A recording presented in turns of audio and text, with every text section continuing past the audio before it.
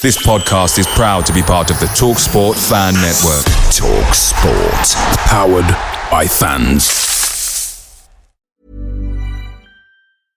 From an early kickoff in the Sunday League to the final whistle at Wembley.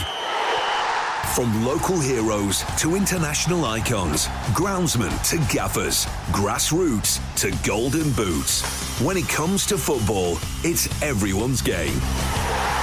Wherever you're listening across the UK, get your mates together with Carling, the beer of football. 18 plus, always drink responsibly. We're BetMGM Sports and Casino. We know things aren't always golden. That's why we offer you the tools to keep your place safe. Set timeouts to always ensure you take a break when you feel like you need it. Set reality checks so you know exactly how long you've been playing. And set deposit limits to help control what you spend. Stay golden with BetMGM. Play responsibly. 18 plus. This podcast is proud to be part of the TalkSport Fan Network. TalkSport. Powered by fans.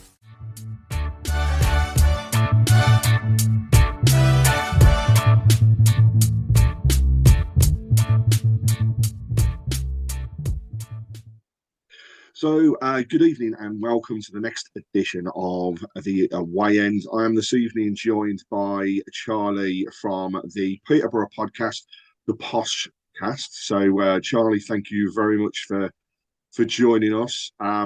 We'll come on to a little bit about yourselves in the podcast shortly, but I just want to cover off, another phenomenal week for Birmingham. A great 2-0 result against Rotherham at the weekend puts us, firmly in that top half, and not just that, we haven't lost yet. So it's great as we move on. And then, of course, going into this weekend with yet another sellout at St Andrews at Knighthead Park. It's going to be phenomenal atmosphere. And, of course, we will no doubt be having a chorus of Keep Right On with the one and only Barry Fry as well. So we'll come on to a little bit about Bazza in a bit. So, Charlie, tell us a little bit about the PoshCast. How long you've been going, what's it all about, and what you get up to? So not been going too long, to be fair. We sort of brought it all together at the start of this season for pre-season. We're all people that have sort of done podcasty stuff in the past. But we all sort of came together and thought, we could all combine our skills quite well. And it's a really nice dynamic. You've got me, who's one of the youngest on the pod. And then you've got, people going all the way up to obviously a guy called Dell who's in his 50s. So yeah, it's a nice range. And it's a really nice group. And yeah, it's been going well since the start of this season. Excellent. So, in terms of the way we're going, we're coming to another weekend of sport. You guys off the back of a draw midweek. But tell us a little bit about how your season's gone so far. And, actually, before we go into that, let's talk about the games of past. So, across it, it's actually quite close between Birmingham and Posh in all the games that they've played. So, Birmingham have won 6, drew 7.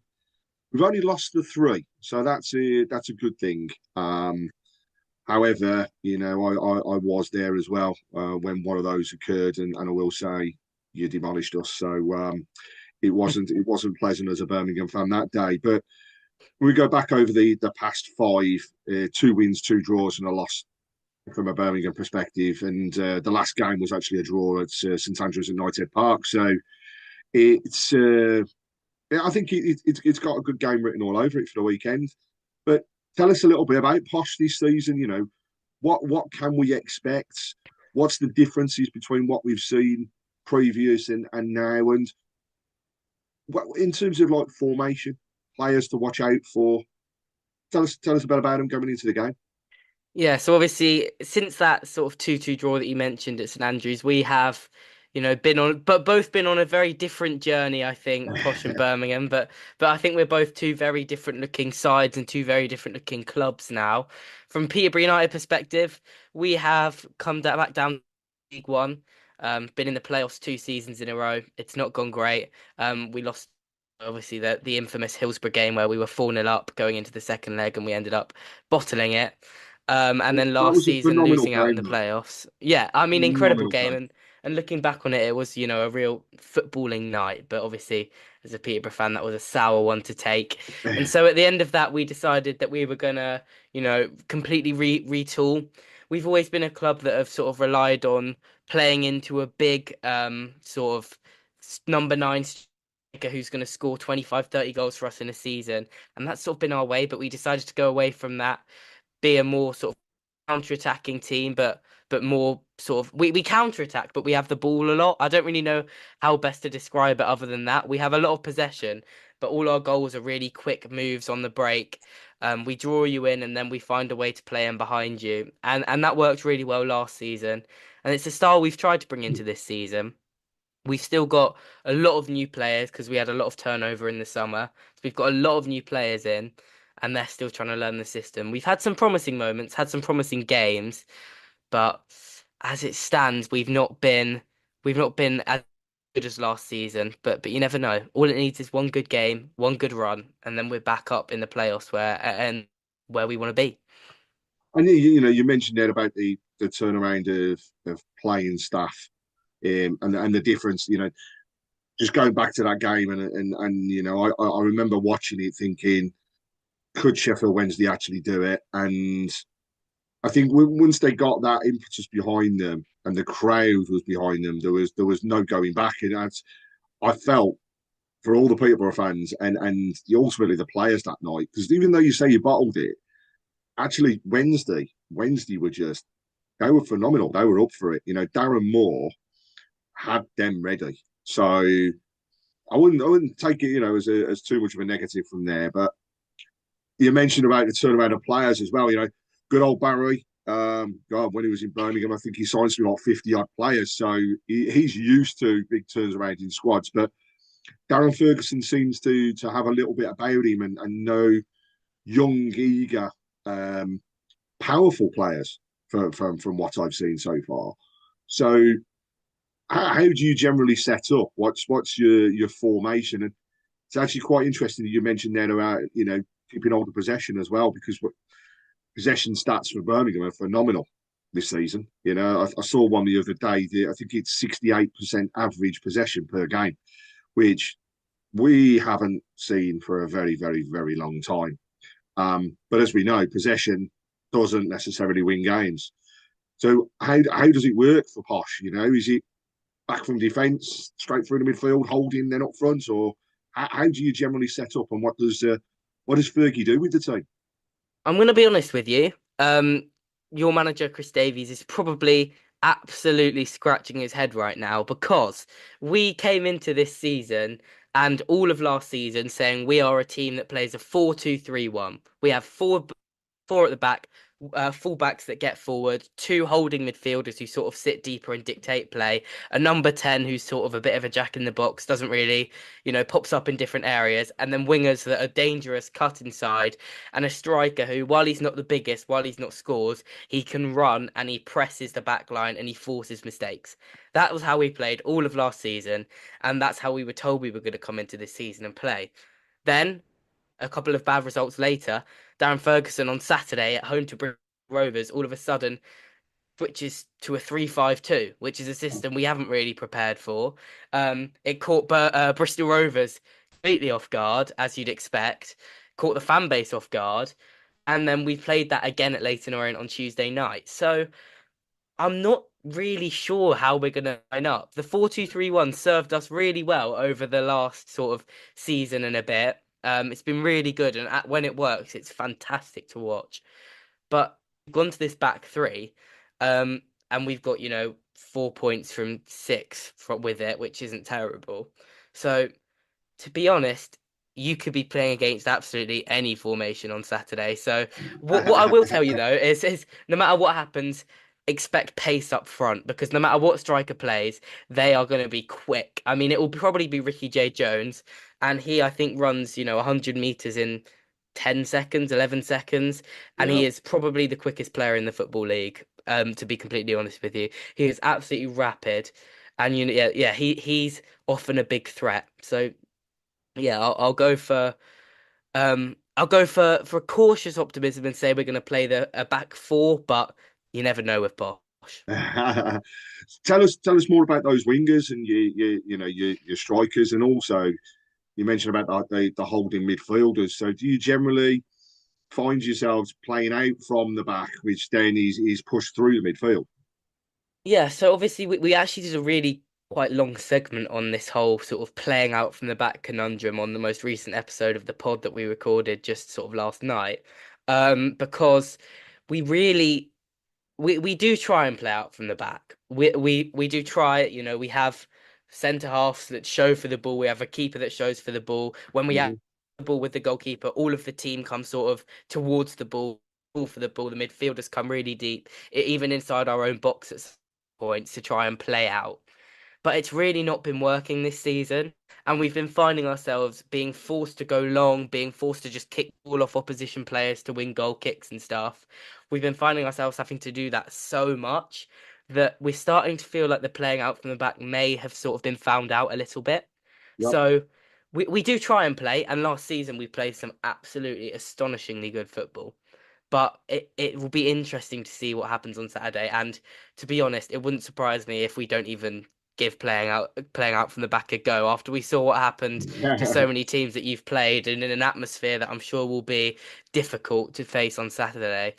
I wouldn't expect us to be sort of trying to play Barcelona style tiki-taka around your players. I think we'll be very much get it out when and if we can.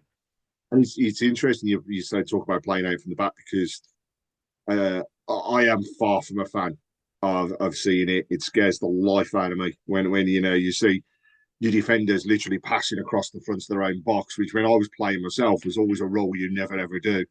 Um, and we have tried ourselves in with some success, but then others very very very nervous moments. So it will be, I think, an open game by the sounds of it. And your two wingers then. So you mentioned that you've got the pacey strike force and the wingers. So is it a case of that they attack down both flanks and then they're whipping the ball in for that striker to be there, or are they all more of the cutting in and having a go themselves type of wingers? They're much more of the cutting in and having a go at the themselves kind of wingers. Kwame Poku on the right hand side. I think he's joint top goal scorer in the league. He's got 5 goals already this season. He is sort of our main attacking outlet.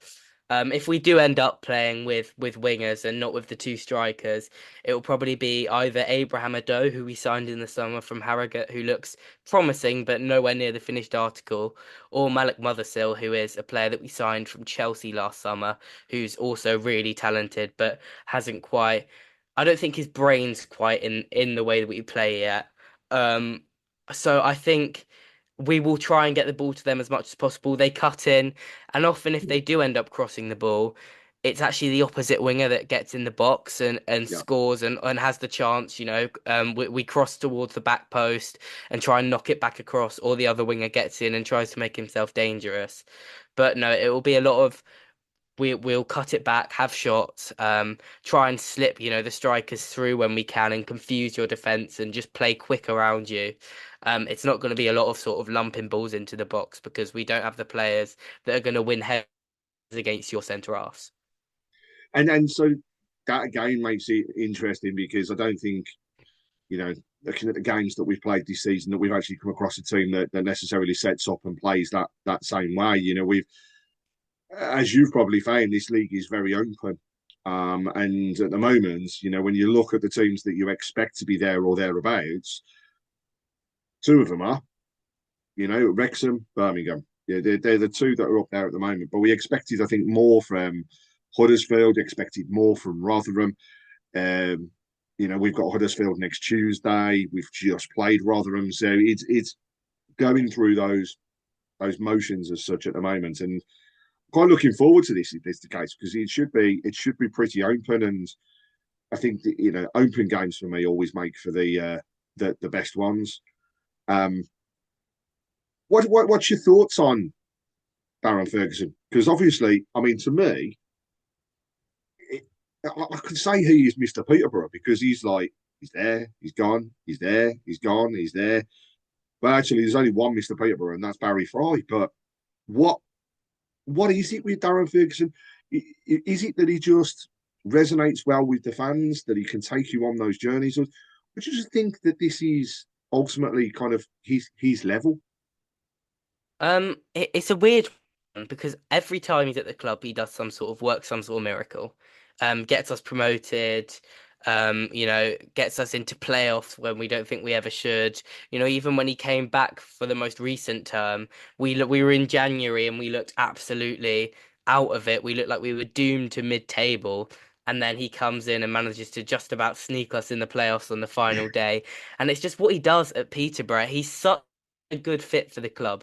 I genuinely, and I know people will say this and they'll be like, oh, what about, Guardiola and blah, blah, blah. I don't think there's a single other manager that I'd want to manage Peterborough United more than Darren Ferguson because he does just get it. He has a great relationship with, Barry Fry and Darren McAntony, the two sort of people that run the club. Yeah, Great relationship with the fans.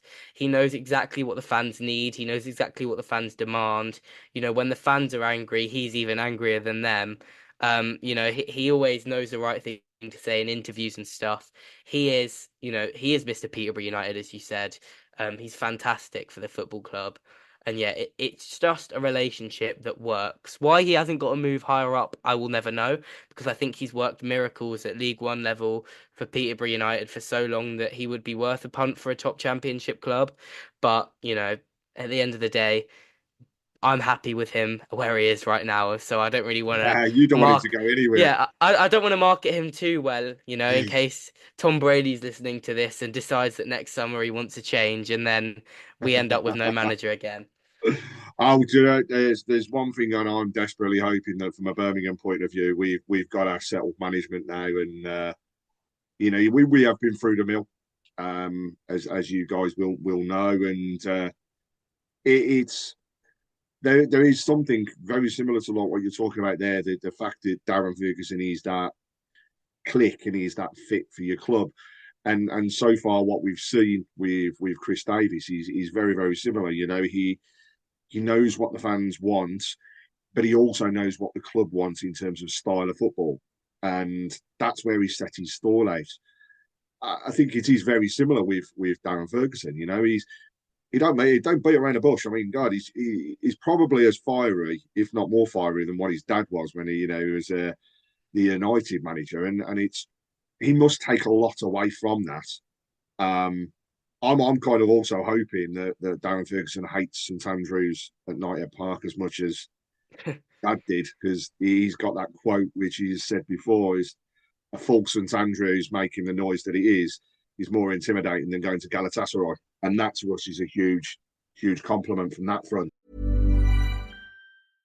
From an early kick-off in the Sunday League to the final whistle at Wembley. From local heroes to international icons, groundsmen to gaffers, grassroots to golden boots. When it comes to football, it's everyone's game.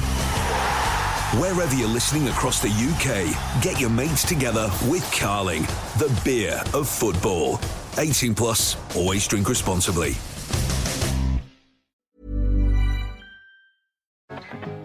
At BetMGM, we know how to put on a show. So we don't just do offers, we do golden offers like this. MGM Millions, our supersized jackpot where right now you could win over £21 million. Get ready for the golden era in online casino. BetMGM, it's showtime. Minimum 10p game stake. Terms and conditions apply. 18 plus. Please gamble responsibly. Yeah, I mean, just to comment on that sort of, I was very angry actually last season, and it doesn't often anger me when I'm looking at other football clubs because I focus on Peterborough United. But when the whole John Eustace, Wayne Rooney thing went down, I was, as a third party, I was like, what are they doing? I mean, this is an absolute shambles. And it went just as badly as we all thought it would from the outside. So yeah, I'm happy you guys have got yourself a manager. I haven't been to St Andrews, so this will be my first time. Which I'm really excited about, especially because it's going to be a sellout. And, when I watched you guys on TV against Wrexham, the atmosphere was absolutely fantastic. So I'm excited to experience that in person. And I've only ever seen, Blues fans at Posh in that championship game where you won 3-0. And even then, I remember I was sat right next to the away fans, right in that corner. And keep right on, genuinely maybe put my hands in my ears. It was that loud. So yeah, I'm excited to hear the atmosphere, and I'm happy that you guys have got a more stable club, because I think you guys are a proper football club that deserve it. So yeah, I think, good on you that Chris Davis is the man for you, and let's hope he continues to do as well as he has. No, and thank you for the compliments. Well, I should say, really, as a fan, and going into the weekend, the one thing I can say is, yes, the atmosphere is going to be buzzing. It has been for each of the home games so far. They've all been sellouts. Excuse me, and we're looking at another one this time around. You guys have sold out as well, which again makes for a great game. And we've had some good ones in the past, So let's hope we can continue with that particular way of going. You spoke a lot about midfield. You spoke a lot about the strike force. What's your defence like? Because I've got to be honest, I haven't heard of the names that are in the defence, but then that means nothing in the league the way that it is, because we won't know names. We haven't come up against them before. So tell us a bit about the defence. Um, Leaky is the best word I can use to describe it. They are an interesting bunch. We've got some really like contradictory players where they're really good at one side of the game and really bad at the other. So I'll give you an example. We have a young centre half called Manny Fernandez, who will win a header. I don't think there's many players in world football that would win an aerial battle against this guy. He is, I think, 6'6", 6'7", and wins literally everything. And it is so powerful in the air. But then if the ball's on the deck, no, forget about it. It's over. And then we've got another player, Katongo, who's on loan from Man City, who's obviously cultured into the Man City way that we play, and the way that they play at Man City, and he's great with the ball at his feet. But then again, if you bomb enough balls towards him, eventually you're gonna, get something's gonna stick. And then the fullbacks, we've got an 18-year-old on one side who is on loan from Sheffield United, who looks good, but is, could get nervous in the big occasion. And then probably the most experienced defender is Jack Sparks, who's our left back. He was at Pompey last season, I think played 43, 44 games for them when they won League One. So he knows how to do it at this level. Yeah. And he is probably the most experienced head there. He had a rough start to his Posh career, but he's sort of grown back into it now, and he's been one of our best players consistently for the last two games.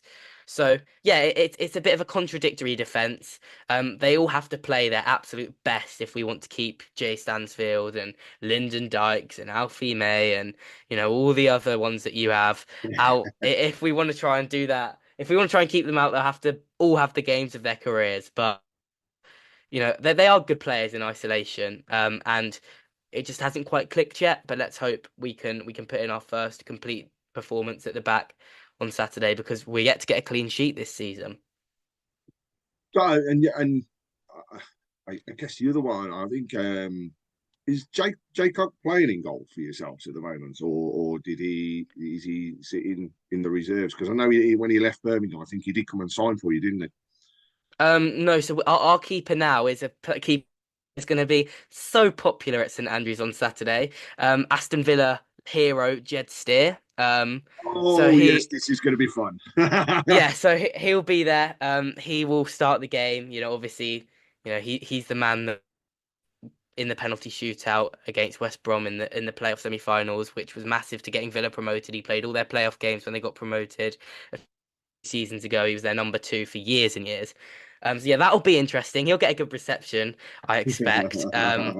I'm sure he'll be on the absolute wind up if we win, as well, because he's that kind of character. So yeah, he's our keeper. He's experienced. He's not the best shot stopper, but he's experienced. He makes the right decisions when we've got the ball. He makes the right passes. He goes long when he has to. He just hoofs the ball out of play if he needs to. He makes good decisions on the ball. He's a decent communicator. But yeah, it'll be interesting with his Villa connection to see what kind of a reception's awaiting him. Well, whether it's the first half or the second half, when he's in front of the Tilton, I can already think what they're going to be singing. So, and yeah, it's always good fun when you can have the banter from the team or players that have been at the other side of the city. However, they quite often come and have absolute blinders as well. So I'm kind of hoping that's obviously not the case on Saturday. So a lot of there about the existing team and setup. We'll come on to like predictions for the game and stuff as we get towards the end. But I want to test your knowledge and your memory a little bit in terms of basically players that have turned out for both Birmingham and Posh over the years, and the list is quite large. Definite folk hero from a Birmingham point of view, an ex-captain that's in there, and I'll be interested whether you pick up on him. But can you name 5 players that have represented both clubs? And then what I'll do is I'll go through the list of others. Right, I'm going to be 100% honest with you here. I am atrocious with this kind of thing. So I reached out to our old head on the podcast when you told me we were going to be doing it, and he's given me his best effort. So obviously the one that immediately, the two names that came to mind immediately. One of them's a player, one of them's not. The first one was obviously Siriki Dembele. He was a big hero for us in the championship season for the first half, and then he ended up at U. Didn't go well for him, I don't think, but he's a player that's played for both. And then obviously the biggest connection probably between the two clubs isn't even a playing staff, it's Barry Fry, which we'll come on to later. Yeah. But I feel like he probably counts for this. And then we had our favourite player from the podcast, one of people on the podcast favourite players is Mick Halsall.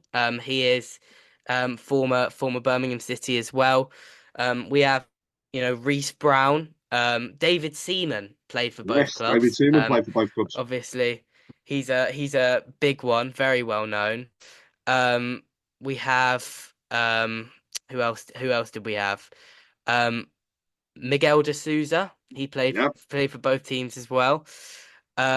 James Quinn. Tommy Williams, who was a decent player. That's the players that we could come up with on the Up the PoshCast group chat in about the last 3 minutes. I like your style. Sure, you'll give me a list of more. I like it. I'll go through a few others. You got Josh Tibbetts, Christian Pearce, Joe Newell, Najdi Kuchi was at both clubs. Curtis Woodhouse, the hard man of St Andrews, was also at both clubs. Howard Forrington, Simon Ray, Gary Cooper back in the day, phenomenal player for both clubs. One of the best goalkeepers we've had, and a true gent, Ian Bennett. He was absolutely phenomenal for Birmingham. You've mentioned David Seaman there. We've also got Archie Styles going back in the years.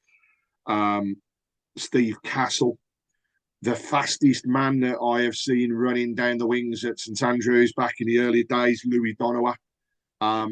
It was actually, a special birthday, I believe, just gone for him. Another winger who Bazza loved, because I think he may have had him near enough every club that he was at, Ricky Otto. And as it is, Pastor Ricky Otto now, and friend of the show as well. And then we like going through the others. I mean, the one that's really, well, actually, no, I am going to mention a few others. Ken Charlery. Big Posh legend, Ken Charlery. Big Posh legend. Defender Andy Edwards. Gary Breen. I mean, what a legend he was at our club as well. But friend of Tilton Talk, been on many occasions, one of our best captains and leader of players that we've had at the club, working at the club at the moment as well. And that's good old Skip, Martin O'Connor. He was at the end of the day, he was signing for Birmingham. Bazza then poached him for Posh. And then after he poached him for Posh, we then realised how good he was, and Trevor Francis came in and purchased him from you. I think the story that Baz often tells is the fact that he signed him for pennies and sold him for lots of pounds, and actually he was laughing when it all happened because arguably Martin O'Connor should have signed for Birmingham in the first place, but through some silliness, never ended up there. So it's some great players that have crossed over the divide. Thank you for those. And I'm like I say, kind of glad that you got the others involved. I love that. You're actually the first ever podcast that's done that, where they've reached out to others during it. So you've done well. You're going to set a trend now. Just coming on to the weekend then. So give us your prediction. What does your heart say? What does your head say? And if you think that you're going to score, who's going to score the goal? So I'll go with my head first because they are saying two very different things. My head says that there's absolutely no way we win on Saturday, and that we'll give it a good fist. We'll try our absolute best, but we just will come up short, and you'll have too much quality for us. The amount of value that your squad has, the amount of money that has gone into that squad is something that really no League One team should be able to compete with. So I'll go 3-1 Posh as my prediction in my head. However, my heart says that we went to Derby County on New Year's Day and played the most entertaining game Peterborough United have played in my lifetime and won 3-2 with a last-minute winner, and that this could easily happen again. And that Birmingham City aren't going to win every game this season. You're not going to go unbeaten. I don't believe it. You will have a blip, and you haven't really had that big blip yet. So my heart says it will be 1-0 Posh, and Ricky J. Jones will score winner on about 83, 84 minutes, and you just won't have enough time to turn it back round. So that's my heart. My head is probably the one that is most likely to be right on this occasion, but we've always got to believe, and I'm sure come Saturday morning as well, I will be going, right, we're going to win 3 or 4 today, because that match day sort of confidence that you get is like nothing else.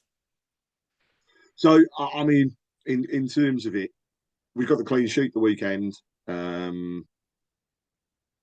I'll be honest, I would like to see us continue doing that, but then with the open style of football that you're talking about, and the fact that it sounds as though we'll have two teams going at each other, maybe even midfields and wingers that are nullifying each other. So it could turn out as a dull and drab 0-0. I don't think that's the case, though. I think strike force, Alfie May was on the bench last weekend because he'd been poorly. I think if we see Alfie starting alongside, our star striker in Stansfield, then it's going to be there's going to be goals in it, and they're not afraid to have a pop each. So it could be 2 or 3. Lyndon Dykes though started so well against Rotherham as well, so it's going to be a good game. I'm going to go with my prediction from the show, which was I said that I thought we'd win 3-0, and that I think two of those 3 will come in the first half. Second half, as always, if Birmingham goes slowly out the blocks, we're going to see you guys coming and attacking us, and then that may open up the channel for the third. But it's going to be an entertaining game. Go back to it again. It's another full house, 27,000 plus, an atmosphere that is phenomenal at the moment. The fans are together, the camaraderie is amazing. There's been queues down at the club today for the third kit to be on sale.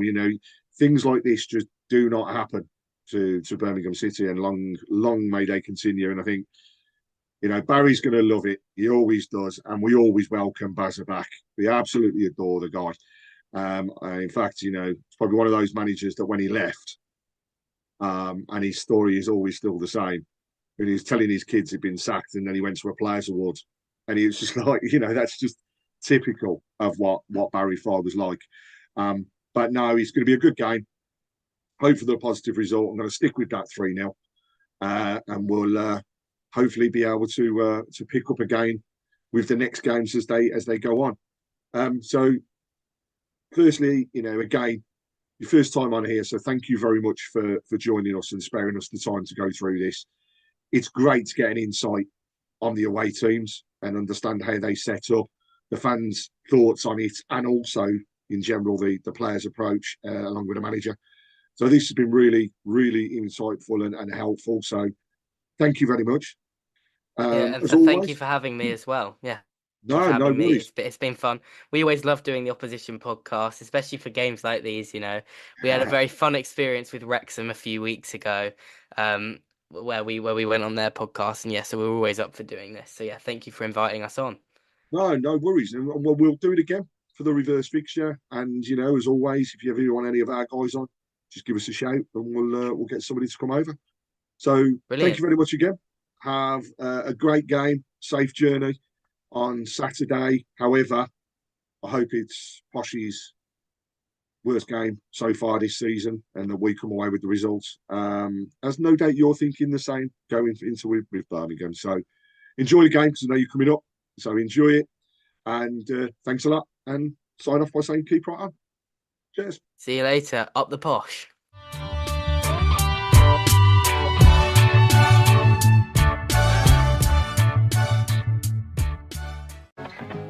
At BetMGM, we know how to put on a show. So we don't just do offers, we do golden offers like this. MGM Millions, our supersized jackpot where right now you could win over £21 million. Get ready for the golden era in online casino. BetMGM, it's showtime. Minimum 10p game stake. Terms and conditions apply. 18 plus. Please gamble responsibly. And there it is, that's as good as it gets on this stage. Nissan Townstar EV strikes again. It's an unstoppable van, unstoppable. Look, just fantastic. You can actually see the ProPilot technology in action. Effortless parallel parking. It moves with all the confidence that comes with a 5-year warranty. And with a bench full of all-star van experts, there's real strength in depth here. That's all-star quality. Search Nissan Townstar EV and visit your local all-star van centre to see for yourself. Terms and conditions apply. 5 years or 100,000 miles, whichever comes first. ProPilot is an advanced driver assist technology. Driver's responsibility to stay alert, drive safely, and control vehicle at all times. This podcast is proud to be part of the TalkSport Fan Network. TalkSport. Powered by fans.